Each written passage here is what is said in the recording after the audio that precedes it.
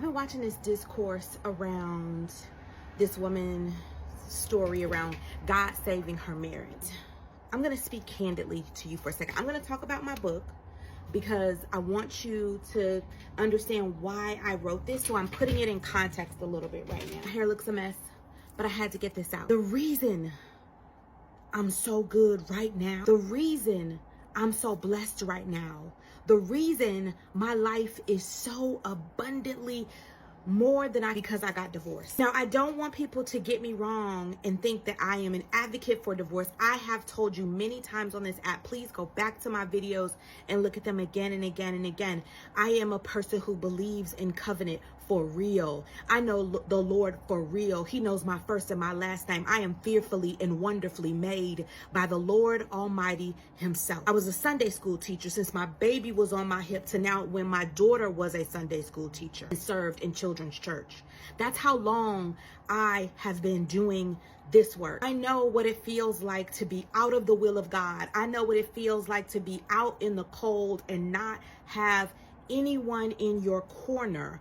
I know what it feels like to not feel. I know what it feels like to be in ministry, to be in ministry and to not want to be the outsider, right?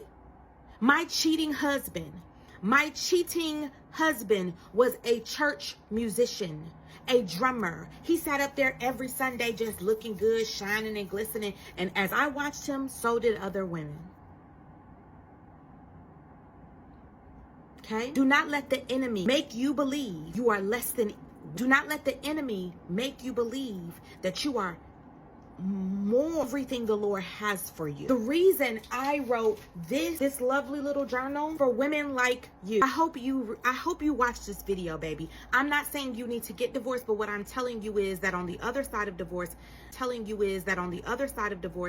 the Lord still loves you. There is still grace for you. That the kingdom is still yours to have. Love is still within your grasp. And nothing can separate you from the love of God, even divorce. People talk about that all the time, but I would like to remind people that divorce is listed in the Bible 51 times. 51 times the word divorce is in the uses of it, the terminologies of it, how it works out, what it is. God does not love divorce, but he permits it. He allows it. It is a way for escape for you, my love. I get it. I was scared. I was pregnant. I was trying to have my own child. I was dealing with the fears of my own single mothering. I was dealing with the fears of what it would look like for me, be a single mother, to raise a child by myself, to still love the Lord, to still be this good Christian girl, to have all of these thoughts, feelings, ideas. And so I rushed to get married to a man I did not love. I rushed to get married to a man that I knew could not love me the way I needed to be loved. I rushed into a marriage with a man who was not my helpmate. And the reason I'm telling you, I wrote this resource for women just like you, for women just like me, who had nowhere else to go but to the word and to their journal. This is for you. Send me your address. I will send you one. I'm not asking. You've already made your decision. You've already made your declaration. But I promise you that there is an inkling in there that you know what I'm saying is true. There is a little bit of you in there that knows what I'm talking about is real.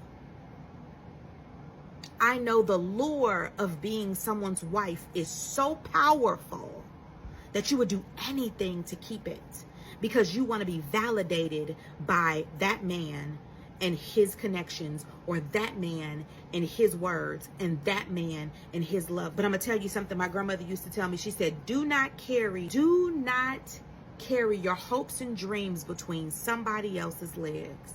This was written for myself, but now it's written for others.